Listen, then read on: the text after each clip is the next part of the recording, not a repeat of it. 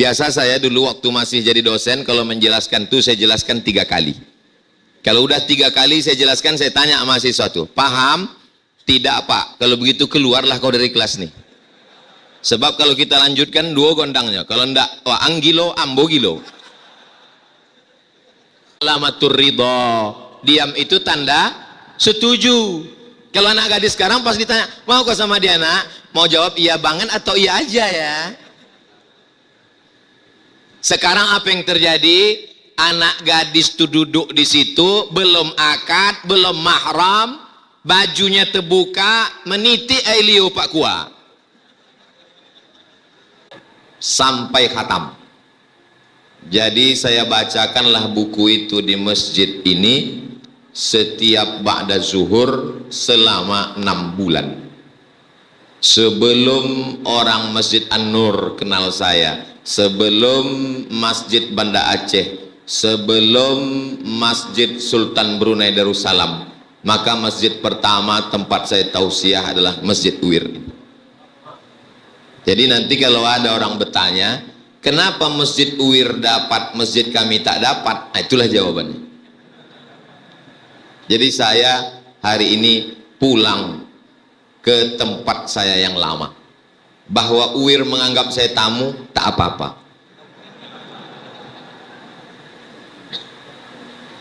Nanti anak Uwir ditanya orang, kuliah di mana? Islamic University of Riau. Apa arti Islamik tuh? Islamik itu artinya dosennya Islam, rektornya Islam, dosen karyawan mahasiswanya Islam. Kalau begitu memahami Islamic University, nanti akan muncul namanya Santa Maria Hospital Islamic. Kenapa? Karena di situ ada juga dokter dan perawat bidan yang Islam. Kalau itu indikasi, indikator dan standarnya. Apa arti Islamic University of Riau itu? Oh, Islamic itu karena masjidnya besar. Kalau universitas ini disebut Islamic karena masjidnya besar, nanti yang tersinggung UIN, karena masjidnya tak jadi-jadi sampai sekarang. Kalau tak percaya, pergilah ke sana. Macam rumah hantu.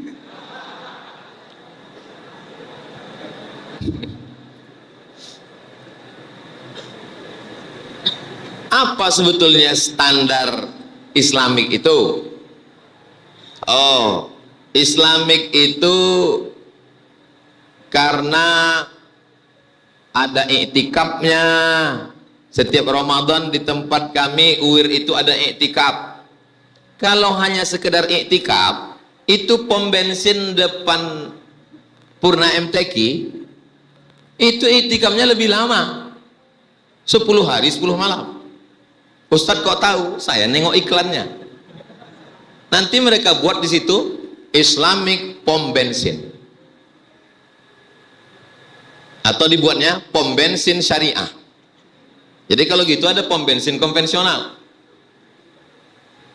Penggunaan kata syariah itu pun juga kita garis bawahi. Tidak ada di negara lain, di Afrika, di Eropa, di Amerika, tidak ada penggunaan kata syariah. Di mana-mana yang namanya bank Islam, Islamic Bank. Universitas Islam, Islamic University. Penggunaan kata syariah itu sejarahnya, datanglah beberapa ulama mau membuat Islamic Bank, menjumpai Presiden Soeharto. Syukron Ustadz. Baru inilah ada senior menuangkan air ke junior. Beliau ini senior saya di Sudan. Datang mereka menjumpai Presiden Soeharto, mau membuat Islamic Bank. Dikeliling Pak Harto ini, orang tak senang sama Islam. Di antaranya LB Murdani, Sudomo. Walaupun akhirnya Sudomo masuk Islam husnul khotimah. Amin. Jangan bawa-bawa Islam. Akhirnya mentahlah proposal Islamic Bank itu. Ulama ini berpikir bagaimana caranya supaya bank Islam tetap ada. Mereka coret Islamic diganti syariah. Assalamualaikum Pak Arto. Waalaikumsalam. Kita mau buat bank. Jenenge apa? Bank syariah. Syariah itu apa? Ya pokoknya syariah. Itulah maka diterima. Dan sekarang banyak juga beberapa daerah minoritas mau bangun masjid nggak bisa dapat izin. Saya tausiah di beberapa daerah, saya tanya, ini kan ada mimbarnya, berarti ada sholat Jumat di sini. Ada Pak Ustadz. Kenapa disebut musola? Karena waktu kami ngurus surat izin masjid nggak dapat. Pas kami buat musola dapat. Kami buat sholat Jumat. Itu dalam fikih namanya fikih hilah. Fikih hilah itu bahasa Indonesianya fikih cara berkilah. Kalau tidak berkilah ulama itu tak akan dapat izin-izin itu. Tapi jangan ini adik-adik pakai nanti. Terlambat datang telepon sama dosen. Sudah di mana? Sudah di jalan Pak. Padahal di depan rumahnya tegak dia di jalan. Itu bukan fikih hilah, itu fikih kazab. Penipu, pembohong. Jadi makna Islamik itu apa sebenarnya? Saya mesti menjawab inti pertanyaannya dulu. Pertama, makna iman dan takwa. Iman itu begini. Ada mahasiswa UIR kebetulan waktu mau berangkat ke UIR kena tilang di depan Purna MTQ. Lalu di WA-nya kawannya, ada razia cu. Kawannya percaya bahwa ada razia, percaya dia bahwa ada razia di Jalan Sudirman, percayanya itu namanya iman. Beriman kepada polisi. Itu namanya iman. Lalu setelah dia beriman, dia pun membuka SIM-nya, hidup atau sudah qalu innalillah. Dia pun melihat penutup pentil bannya, karena polisi ini kalau meriksa semua nanti sampai ke tutup pentil itu pun dipisah juga. Dia pun mulai menengok pajak, STNK, BPKB, helm, yakinkan, klik, baru jalan.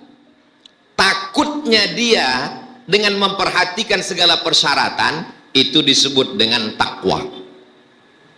Kira-kira jelas? Dari bunyinya macam kurang jelas.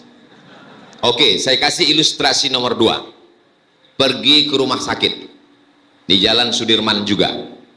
Tak saya sebutkan nama rumah sakitnya, takut jadi iklan gratis. Mereka belum bayar royalti.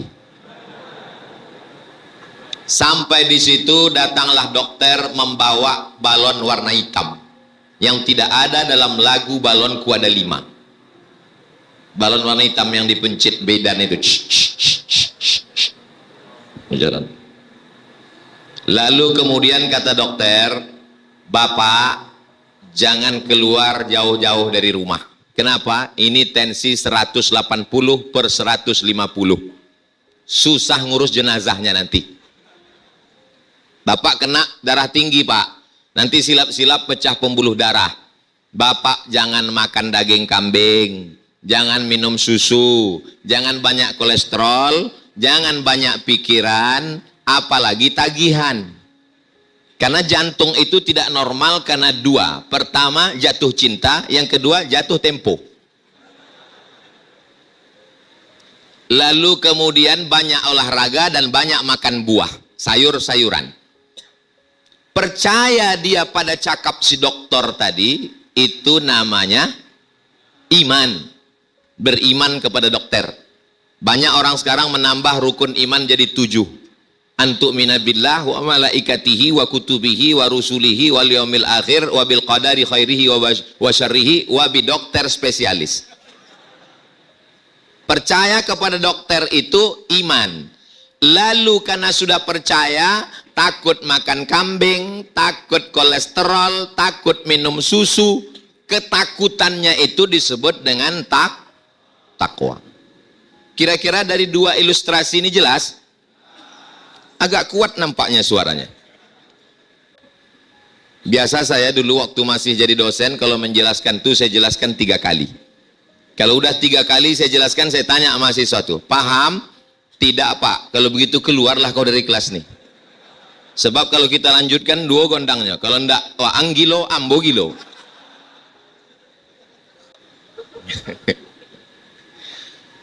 Orang UIR percaya bahwa dia akan mati menghadap Allah, dan kalau sudah mati dia akan diminta pertanggungjawaban setiap langkah kakinya.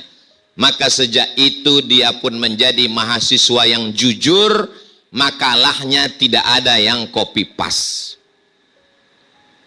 Kenapa? Karena sejalan antara iman dan takwa. Ustadz ini cuma tajam ke bawah, berani sama mahasiswa aja, sekali-sekali sama dosen. Oke, dosennya kita bahas juga. Karena orang UIR ini beriman, dosennya, maka tidak ada dosen yang nelpon. Kalian diskusi aja dulu ya. Nah, Bapak nanti insya Allah ujung-ujung masuk. Pas di ujung-ujung, di mana Pak? Ada pula seminar nih. Kalian tanda tangani aja lah jadwal tuh. Makan haram kalian Pak dosen.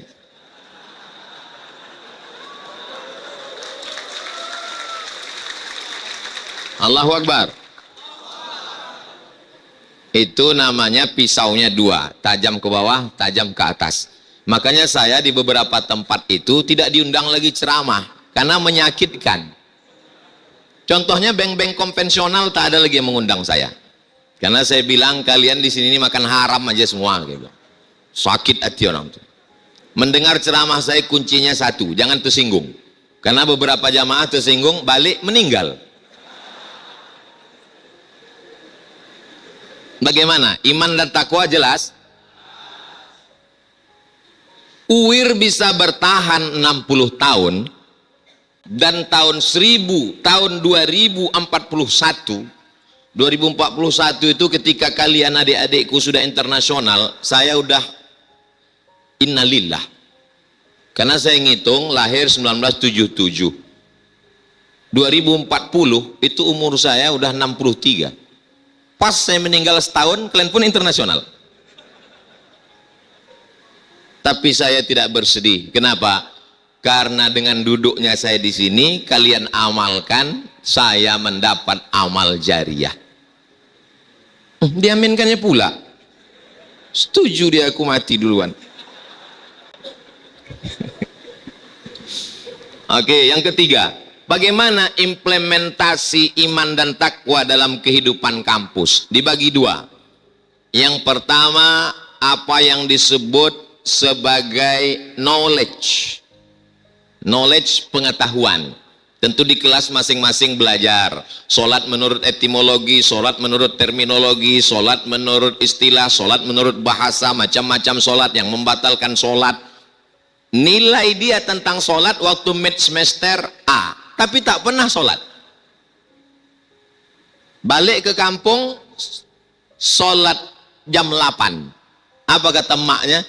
Anakku sesudah masuk UIR nih ya Allah, duhanya pun berkunut. Memang betul-betul islamik. Mesti seimbang antara knowledge dengan apa yang disebut sebagai value, perilaku, perbuatan. Jadi kalau hanya sekedar pengetahuan, mana tahu ada adik-adik di UIR ini yang hebat, hafal hadis, hafal ayat, ada yang lebih hebat dari kau dek. Siapa dia? www.google.com. Ceramah saya ini kalau disuruh ulang, jangankan adik-adikku, saya pun tak ingat lagi. Yang mampu mengingat ceramah saya ini bisa ngulang dari awal sampai akhir tanpa kurang satu huruf pun, cuman 1. Channel Ustadz Abdul Somad Official. Subscribe, like, share, and comment. Kalau ada di antara kita yang bangga dengan amalnya, maka sesungguhnya yang paling tinggi amalnya adalah Azazil. Azazil itu beramal 1000 tahun naik langit pertama, beramal 1000 tahun naik langit kedua, beramal 7000 tahun naik langit ke-7, selevel dengan malaikat. Ketika Allah menyuruh semua malaikat bersujud kepada Adam, Wa idh qulna lil malaikatis judu li Adam, sujudlah kamu kepada Adam wahai para malaikat, fasajadu, semuanya sujud illa iblis, kecuali iblis. Pertanyaannya, iblis itu malaikat atau setan? Nampaknya ikhtilaf orang Uir. Buka surat Al-Kahfi yang dibaca tiap malam Jumat. Apa kata Allah tentang iblis? Kana minal jinni, berarti dia dari kalangan jin. Ustaz Abdul Somad, selain baca ayat kursi, apa aja yang takut sama jin? Ada satu, tukang permak jin. Saya cuma ngetes saja, yang ketawanya terlambat berarti lelet. Dalam ayat lain, kenapa iblis itu dikatakan bukan malaikat? Dia mengaku, ma mana'aka alla tasjuda li adama iz amartuka. Kenapa kamu tak mau sujud waktu kusuruh sujud? Apa kata dia? Khalaqtani min nar, aku kau ciptakan dari nar. Nar itu api, malaikat diciptakan dari nur, sedangkan setan diciptakan dari nar. Kalau kita Pak Ustadz, kita dari tanah. Jadi yang dari tanah manusia, yang dari api setan, yang dari cahaya malaikat. Itu maka sifat kita ini rendah seperti tanah. Tawaduk, rendah hati. Ada kawan saya Pak Ustadz sombong, dia dari tanah juga, cuman tanah sengketa. Banyak suratnya di BPN. Jadi implementasinya di kampus UIR melalui dua. Pertama sebagai knowledge. Itulah mengapa walaupun adik-adik di fakultas hukum, walaupun di fakultas sosial, walaupun di fakultas pertanian, dia tetap belajar paling tidak 5 mata kuliah. Quran hadis, akidah akhlak, bahasa Arab, sejarah Islam, fikih.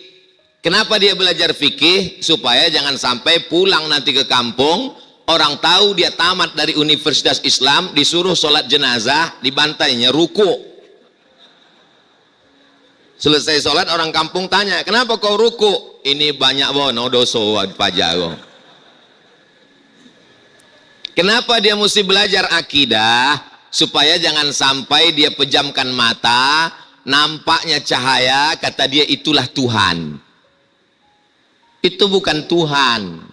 Orang yang tidak belajar akidah tak bisa dibedakannya mana Tuhan, mana hantu. Tuhan, Tuhan, Tuhan, Tuhan, hantu. Maka dia belajar wujud, qidam, baqa, mukhalafatulil hawadisi. Ada artis mengatakan, tadi malam saya berkontemplasi, saya tarik napas panjang, pejam mata, saya naik ke langit, nampak saya Tuhan sedang duduk, warnanya hitam. Itu bukan Tuhan. Kalau dia belajar akidah Asy'ari, terbantahkan dengan satu sifat, wujud, qidam, baqa, mukhalafatuhu lil hawadis. Selesai. Dalilnya mana? Qul huwallahu ahad, Allahu samad, lam yalid wa lam yulad wa lam yakul lahu kufuwan ahad. Fikih, masak, akidah, oke. Quran, hadis, supaya dia berpegang kepada sunnah. Kenapa mesti hadis? Karena dalam Quran tak ada sholat zuhur 4 rakaat tak berbunyi, sholat isya 2 rakaat berbunyi, 2 rakaat silent. Itu tak ada. Jadi kalau hanya belajar Quran tak belajar hadis, nanti dia tak ke masjid. Ayyalas salah, tetap di kelas pejam mata. Pas ditanya, kau tak sembahyang? Aqimis sholata li zikri, sholat cukup dengan pejam mata saja. Kalau putih syariat kok. Tapi orang banyak sholat di Masjid Al-Munawwarah UIR itu kulit-kulit kitab aja tuh. Tidak mengikut sunnah. Lawan sunnah adalah ahlul bid'ah. Kenapa dia mesti belajar sejarah? Supaya dia tahu zaman Nabi, Khulafa Rasyidin, Bani Umayyah, Bani Abbasiyah, sampai pada keemasan Islam, Islam tumbang, Islam peradaban di Andalusia, hancur di Andalusia, muncul Muhammad Al-Fatih di Turki Utsmani, 1924 hancur Islam, berdiri negara-negara kecil, dijajah eksploitasi alam oleh Barat. Belanda datang ke tempat kita, Inggris datang ke Malaysia, Spanyol datang ke Maroko, Itali datang membunuh Umar Mokhtar di Libya, supaya dia mengerti sejarah, supaya dia melek politik, supaya dia paham bagaimana peta keislaman dari sejak zaman dulu sampai 1444. Kenapa dia belajar bahasa Arab? Karena sampai hari ini tidak ada orang Islam, walaupun hebat bahasa Inggrisnya, tak ada sholat pakai bahasa Inggris. Inna sholati, my praying, wa mahyaya, my life, wa mamati, my die, lillahi ta'ala, for you, oh my God. Tidak ada. Berdoa pakai bahasa Arab, sholat pakai bahasa Arab. Ini semua dipelajari sebagai knowledge, pengetahuan. Tapi kalau hanya sebagai pengetahuan, nanti kita jadi orientalis. Kalau mau mencari hadis dalam 9 kitab, Sahih Bukhari, Sahih Muslim, Sunan Abi Daud, Sunan Nasai, Sunan Tirmidzi, Sunan Ibni Majah, Muwatta Malik, Sunan Ad-Darimi, Musnad Ahmad bin Hambal, mencari hadis dalam 9 kitab, yang nulis bukunya namanya Aren Jan Wen Sing. Dari namanya kita sudah tahu ini orang tidak bersunat dan tidak mandi wajib. Berapa lama dia menulis kamus indeks mencari hadis dalam 9 kitab hadis ini? 40 tahun. Orang Belanda. Dia menggantikan kursi profesor di Leiden University setelah Abdul Ghafur. Oh, ada dulu Abdul Ghafur Pak Ustadz? Ya. Setelah balik murtad, balik ke nama yang lama, Snok Hor Grony. Jadi kalau ada orang-orang uwir yang hebat secara keilmuan, itu baru sebagai knowledge, pengetahuan, bukan sebagai value, sebagai habits, sebagai kebiasaan. Apakah orang uwir sudah berubah dari knowledge kepada habits? Saya jawab sudah. Dari mana Ustaz tahu? Tadi waktu saya masuk, saya izin ke Pak Rektor, Prof, saya mau wudhu dulu ke belakang. Dari mulai sini sampai ke belakang, anak-anak ini berdiri bersalaman. Berarti mereka sudah mengamalkan bagaimana menghormati orang tua. Mereka melihat saya ini tua. Ada beberapa yang tidak bangkit karena ditengoknya, macam anak semester 7 kata dia. Nah, jadi mereka sudah automatically, tanpa berpikir. Maka Ibnu Maskawi menyebut habits itu sebagai min ghairi fikrin wala rawiyatin, berbuat baik tanpa berpikir-pikir, langsung, bahasa simpelnya spontan.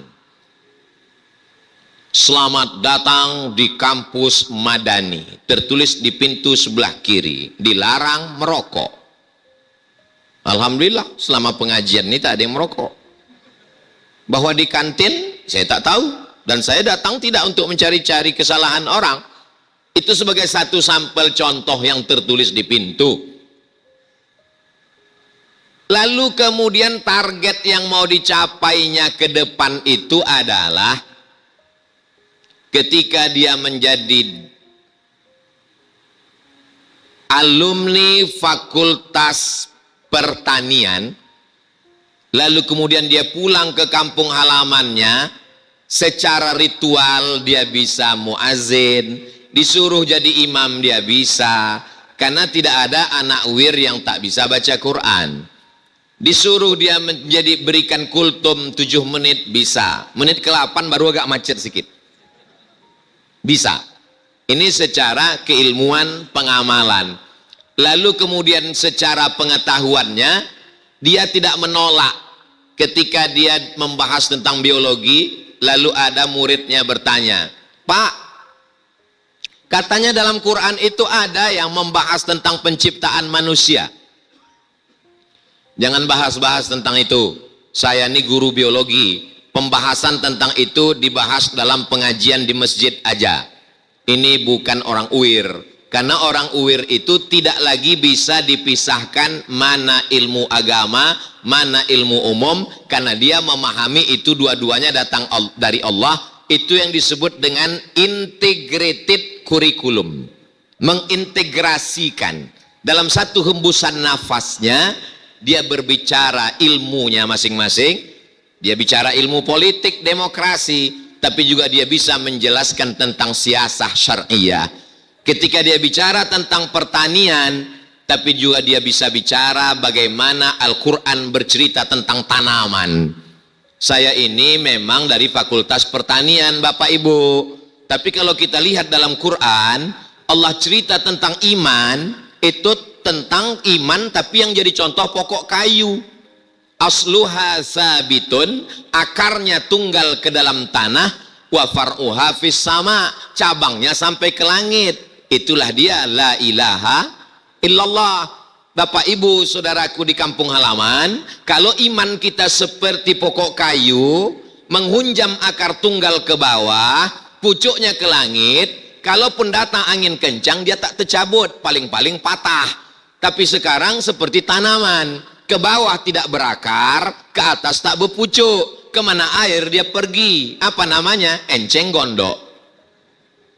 Dalam satu hembusan nafas dia bicara tentang biologi, tapi dia juga di kampus dulu diceritakan manusia ini min nutfah, dari nutfah berubah menjadi alaqah, dari alaqah berubah menjadi mudghah, dari mudghah berubah menjadi izam, fakasawnal izama lahma summa ansha'nahu khalqan akhar fatabarakallahu ahsanul khaliqin. Jadi banyak orang sekarang rajin sholat duha, rajin puasa sunat, rajin baca Quran, tapi dalam keilmuan dia sekuler. Dia bagi dua, ini agama, ini bukan agama. Padahal semuanya datang dari Allah, dituliskan dalam Al-Quran. Inna fi khalqis samawati, dalam penciptaan langit, wal ardi, bumi, waqtilafil laili wan nahar, siang dan malam. Ketika akal dipakai untuk memikirkan langit, muncullah ilmu, namanya astronomi, bukan astrologi. Apa bedanya? Astronomi ilmu mengkaji tentang bintang gemintang, bulan, Merkurius, Neptunus, Pluto, Mars. Sedangkan astrologi, bila Anda lahir bulan April, bintang Anda Taurus, berarti Anda kambing. Jangan nikah dengan Pisces karena ikan. Kambing masuk ke air gembung, tidak berjodoh. Bukan ajaran Islam. Berpikir tentang langit, muncul ilmu astronomi. Berpikir tentang bumi, muncul ilmu geologi. Berpikir tentang perputaran siang dan malam, muncul ilmu yang bercerita tentang cuaca, klimatologi, geofisika. Bercerita tentang Ashabul Kahfi, berapa lama mereka tidur di dalam gua. Salasami'atin wazdadu tis'a, 300 lebih 9 tahun. Kenapa mesti disebut lebih 9 tahun? Kenapa enggak 309 saja? Karena kalau dihitung menurut Januari, Februari 300. Tapi kalau dihitung Muharram, Safar, Rabiul Awal 309. Karena dalam satu tahun bertambah 11 hari. Makanya saya kalau ditanya orang, Ustadz umurnya berapa? Menurut Qamariyah apa Syamsiyah? Ketika dia bercerita membaca ayat wal jibala autada, Allah ciptakan bukit sebagai pasak. Ini bumi ini bergelombang, bumi ini liar, seperti kertas yang dihembus angin di papan pengumuman. Maka mesti ada paku payungnya sebagai pasak. Pasaknya itu adalah gunung, dan gunung-gunung itu nanti akan tercabut. Watakunul jibalu kal ihnil manfus. Orang yang matang secara keilmuan ditopang dengan pengamalan menjadi kebiasaan, maka datang rasa takut kepada Allah Subhanahu wa taala. Jadi jangan dikerangkeng, di penjara. Agama Islam hanya ada dalam satu fakultas. Itulah dia Fakultas Usuluddin. Orang-orang dari Fakultas Usuluddin UIR ini dulu dikirim oleh yayasan ke Mesir. Itulah dia Ustadz Safruddin Sa'an almarhum. Itu dari Usuluddin UIR. Itulah dia Ustadz Fajri Ansah Sekum MUI dulu. Itu yang sekarang di Basnas, pengawas Basnas, itu dari Usuluddin. Sekarang yang duduk di DPD RI, Ustadz Ghazali Kemalius, itu dari Usuluddin. Usuluddin itu sekarang sudah innalillah wa inna ilaihi raji'un. Pembunuhan Usuluddin di seluruh Indonesia sistematis. Bagaimana cara membunuh Usuluddin? Sekarang Usuluddin itu termasuk dalam FSP, Fakultas Sepi Peminat. Diberi beasiswa, digratiskan, orang tetap tidak mau masuk. Tapi pelajar Malaysia banyak masuk ke Usuluddin. Saya ini orangnya suka penasaran, saya tanya, kenapa kalian masuk ke Usuluddin? Kenapa tak masuk ke Tarbiyah? Karena kalau kami tamat Usuluddin, kami balik ke Malaysia, yang jurusan akidah bisa jadi PNS ASN guru akidah di sekolah, bisa jadi imam masjid, bisa jadi penyuluh agama, bisa kerja di Dewan Mufti, bisa di Kementerian Agama. Kalau dia lulus dari Fakultas Usuluddin jurusan tafsir, dia bisa mengajar di sekolah. Mengapa tarbiyah ramai Usuluddin mati? Karena sarjana tarbiyah bisa jadi guru. Makanya yang hidup di UIR Fakultas Pendidikan Agama Islam. Saya tidak sedang mengkritik UIR secara nasional. Maka saya berpikir bagaimana menghidupkan Usuluddin. Saya datangilah beberapa bupati, wali kota, kepala daerah. Bupati itu kan kekuasaannya sampai SMP, Pak. Betul, Pak Ustadz. Coba kalian hidupkan fakultas yang hampir innalillah wa inna ilaihi raji'un. Bagaimana caranya, Pak Ustadz? Di SMP tambah 5 pelajaran. Akidah, tafsir hadis, fikih, sejarah, bahasa Arab. Yang guru bahasa Arab ambil dari tarbiyah, yang akidah ambil dari Usuluddin, yang fikih ambil dari syariah. Oh, mereka nggak bisa kita angkat jadi guru. Kenapa? Karena mereka nggak punya bekal. Masukkan dia akta 4 supaya dia belajar pedagogik. Alhamdulillah berjalan 5 tahun ganti. Kenapa? Bupatinya tak duduk lagi. Jadi semua serba sistematis antara mahasiswa, yayasan, dosen, pemerintah, political will, support masyarakat. Itu yang ketiga. Yang keempat, bagaimana peran perguruan tinggi dalam ikut serta membangun peradaban Islam. Peradaban dibagi 2. Peradaban yang pertama adalah bangunan. Maka orang mengatakan Mesir itu peradabannya hebat. Kenapa? Karena ada piramid. Orang mengatakan Majapahit peradaban hebat. Kenapa? Candi. Orang mengatakan Melayu peradabannya hebat. Kenapa? Ada istana Siak Sri Indrapura. Itu bangunan. Nabi Muhammad tidak meninggalkan istana. Makanya ketika jamaah pergi umroh, ditunjukkan replika rumah kamar Nabi, mereka melelehkan air mata sedih. Begini kamar Nabi, Ustadz, ya Allah. Nangis sedih kan ini? Duit habis belanja. Peradaban dibagi 2. Satu peradaban bangunan, physically. Satu peradaban yang bukan fisik, tapi lebih kepada nilai-nilai. Jadi UIR sebenarnya mau meninggalkan apa? UIR meninggalkan dua-duanya. Secara fisik, UIR dengan masjidnya yang Masya Allah, Tabarakallah. Wa'adallahu alladhina amanu wa amilus salihati wa'adallahu alladhina amanu minkum wa amilus salihati la yastakhlifannahum fil ardi kama stakhlafal ladzina min qablihim wa la yumakkinanna lahum dinahumul ladzi irtada. Seandainya orang UIR itu beriman dan beramal soleh, Allah akan meneguhkan mereka dan menjadikan mereka penguasa-penguasa di dunia. Ayat itu yang dipilih. Itu bacaannya Pak Ustadz. Ya, saya udah 8 semester tak tahu saya itu bacaannya Pak Ustadz. Secara fisik bangunan UIR Masya Allah Tabarakallah, rektoratnya, tanahnya, gedungnya, asramanya di belakang. Secara nilai yang mesti diwariskan. Jadi dosen bukan hanya sekedar transformasi ilmu pengetahuan, datang, ngajar, 30 menit pertama diskusi, presentasi, setelah itu turun nilai, tapi ada nilai di dalam. Karena mahasiswa ini akan melihat perilaku, cara bicara, bagaimana dia tindak tanduk, sopan santun dan lain sebagainya. Nilai-nilai inilah yang kita tinggalkan, dan ketika nanti kita meninggalkan dunia ini, nah, apakah UIR berperan untuk mempengaruhi nilai di Riau? Jadi kalau Riau ini pusatnya adalah Pekanbaru, dan di Pekanbaru ini seperti tubuh ini yang paling urgen penting adalah otak, kepala. Jadi kalau kepala ini, ada kawan saya hafal Quran 30 juz.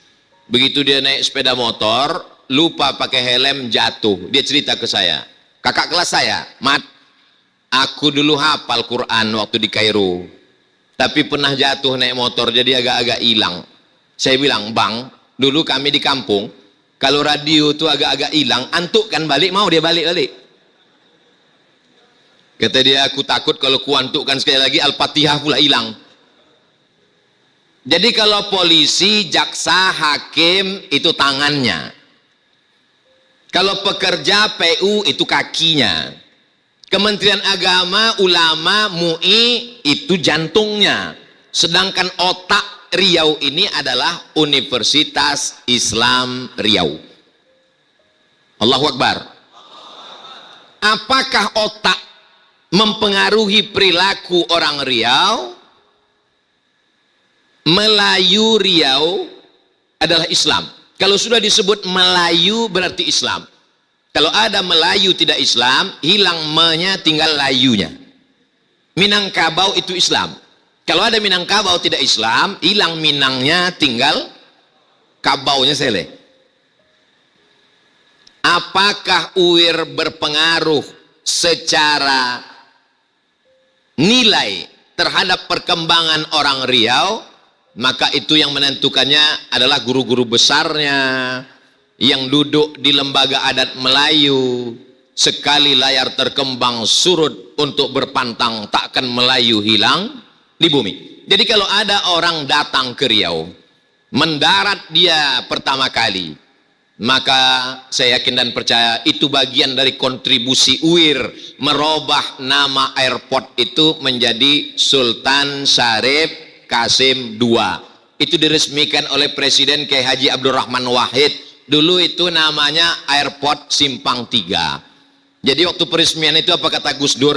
Ini Airport Sultan Syarif Kasim II memang sudah tepat.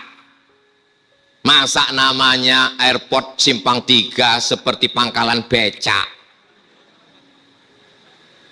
Sekarang fisiknya, bangunannya, apakah bangunan airport itu mencerminkan Melayu, di mana selembayungnya, atau hanya sekedar seonggok besi yang tak bermakna?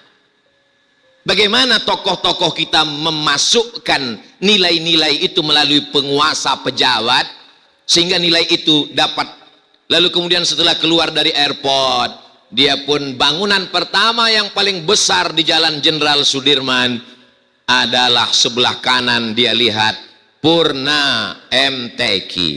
Itu dulu adalah tempatnya musabaqah tilawatil Quran nasional, seluruh orang datang tahun 1994. Apakah di Purna MTQ itu ada para penghafal Quran? Ada di situ para ahli qiraat, ahli tafsir, ada di situ para ahli-ahli ilmu Al-Quran. Yang kita tahu dia sudah menjadi purna. Yang namanya purna itu kan pensiun, berarti pensiunan MTQ. Malah menjadi tempat konsernya musik, maksiat dan dosa.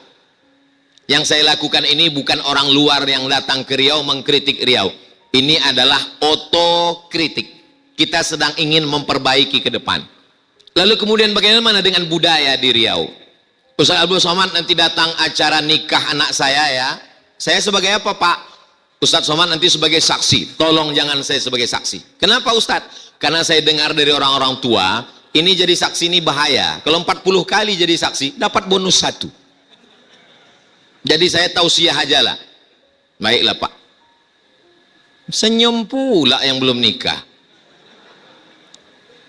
Begitu sampai berikut ini, kita akan mendengarkan ungkapan hati seorang anak.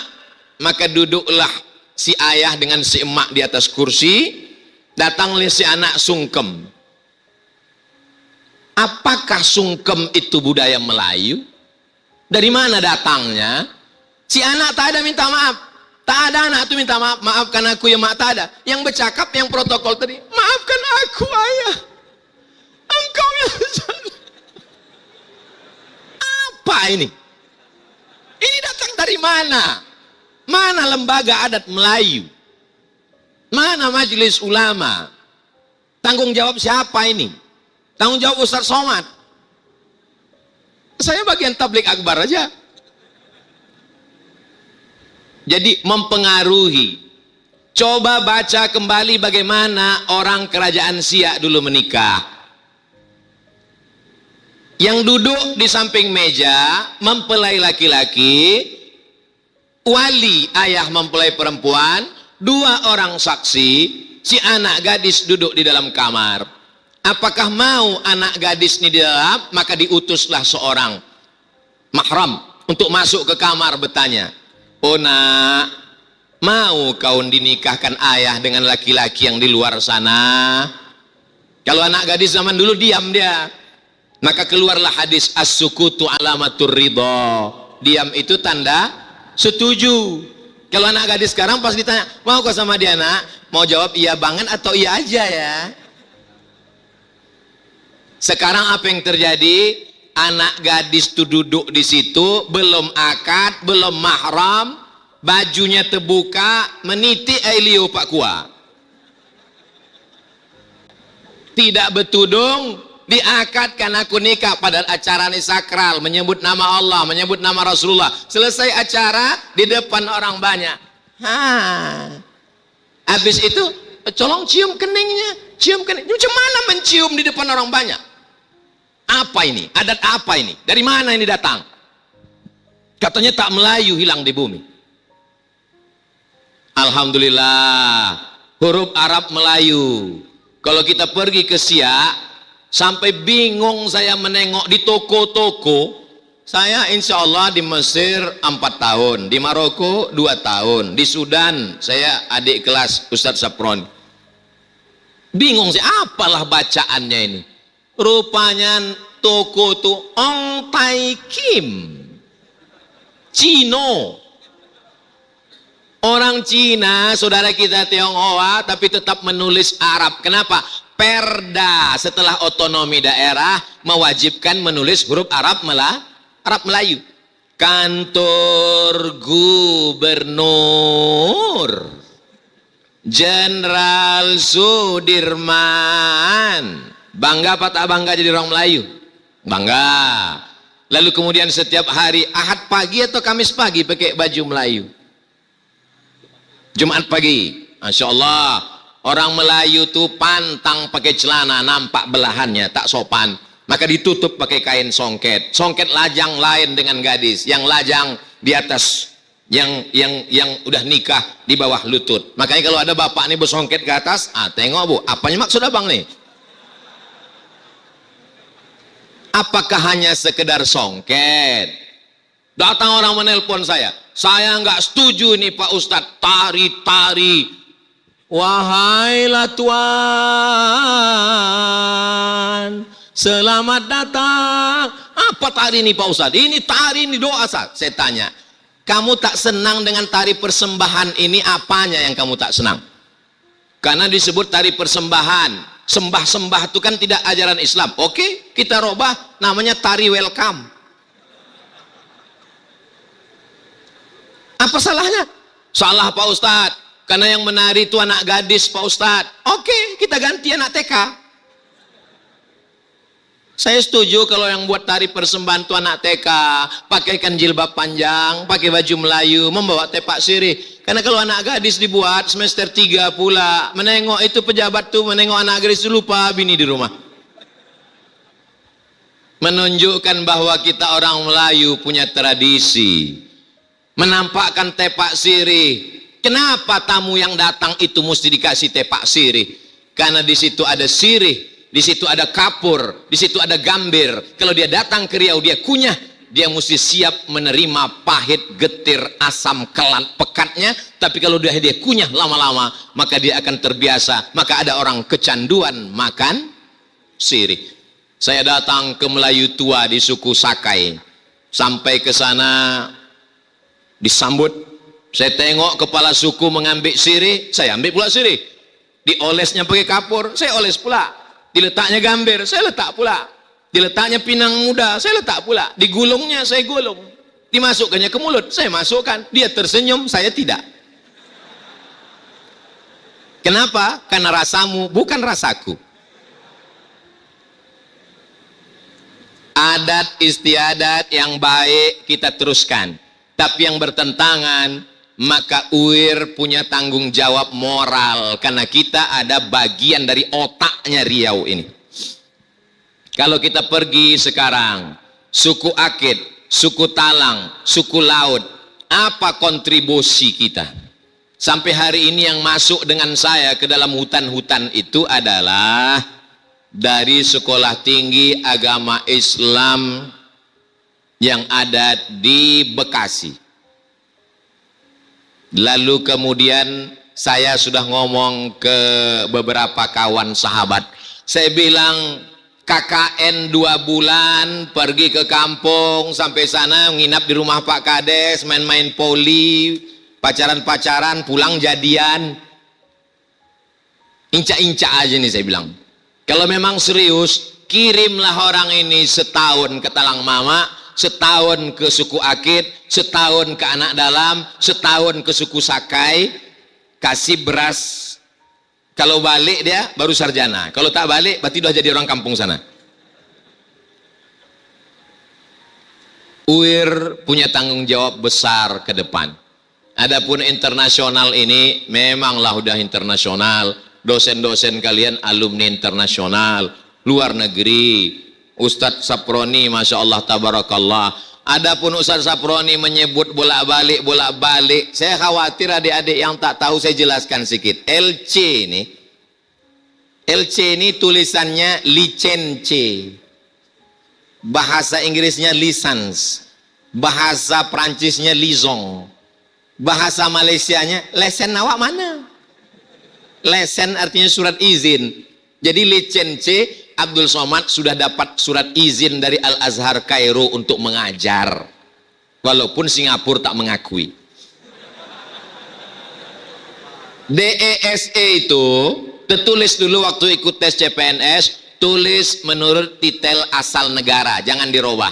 DESE ada di terjemahnya, Diplôme Études Supérieures Approfondies, karena Maroko jajahan Prancis. Selamat pagi, bonjour. Selamat sore, bonsoir.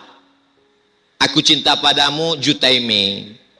Aku tak bisa bahasa Prancis, je ne parle pas français. Itu dihafal supaya kalau orang bercakap cepat berhenti.